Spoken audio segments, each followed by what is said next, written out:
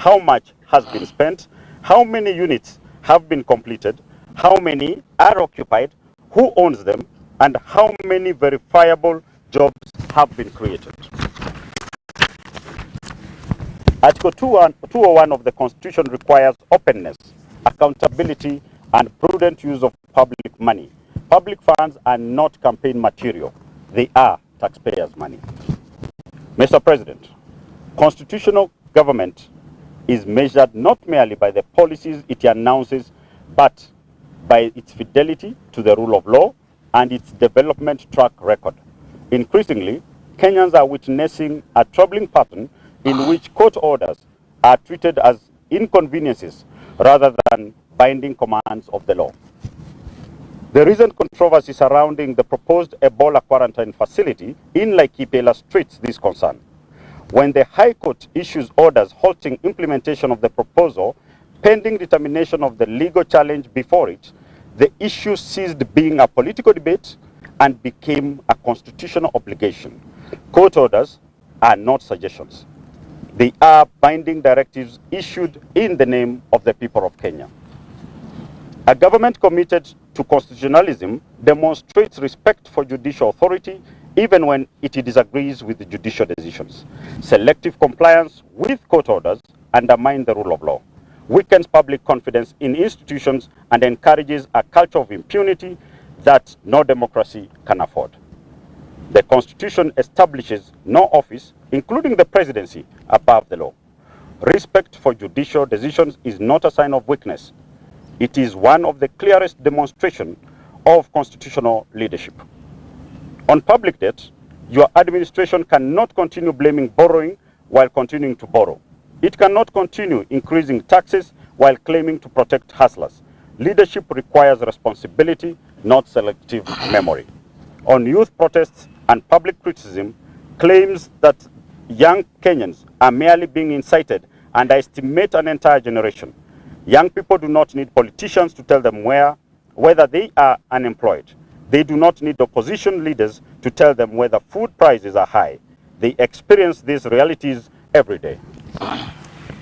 Finally, we have the Deputy Minority Leader of the Senate, Senator for Kitui, Senator Enokio Wambua.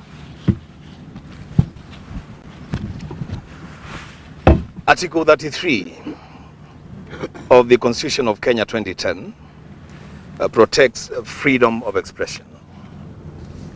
Article 37 protects the right to assemble, demonstrate, picket, and present petitions. Article 38 guarantees every citizen the right to make political choices, participate in political activities, and engage freely in the democratic process. Article 238 requires national security to be pursued in compliance with the law and with utmost respect for human rights and fundamental freedoms. These constitutional guarantees cannot coexist with intimidation, unlawful force, abductions, suppression of dissent, or the criminalization of legitimate political participation. A government confident in its record responds to criticism with answers.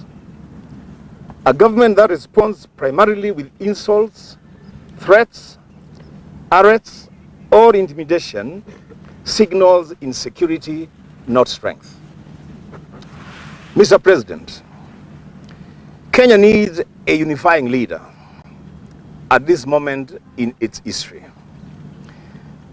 It does not need new political enemies. It does not need fresh divisions.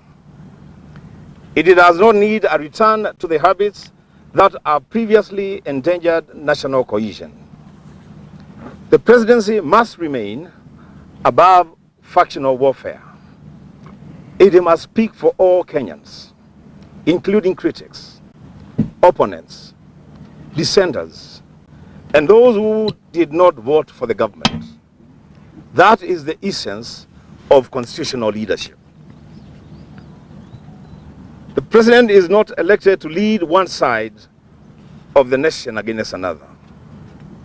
A president is elected to lead the nation itself. The Constitution does not permit government by propaganda. It demands accountability.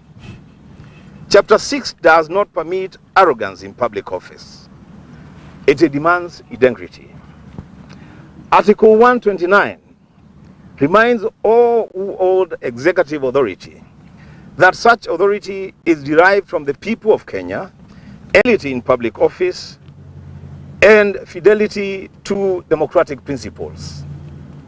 No administration can credibly claim simultaneously tolerating impunity, undermining judicial authority, permitting abductions, allowing public institutions to be drawn into partisan political warfare, or creating circumstances in which citizens struggle to distinguish between law leaders. Stop campaigning against the past. Start governing the present. Start governing the present.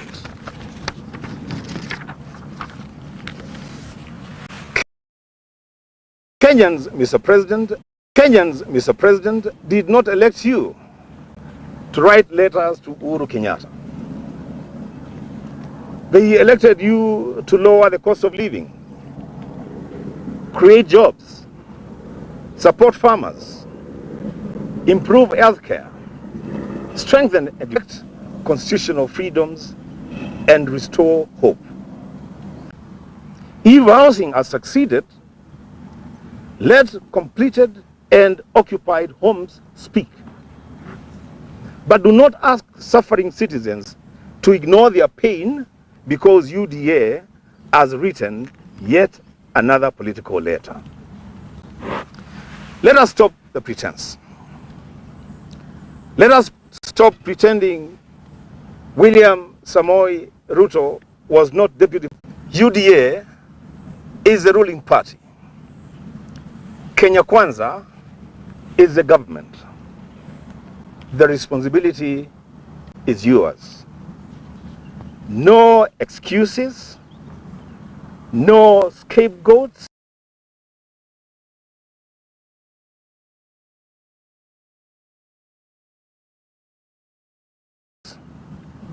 No endless campaigns.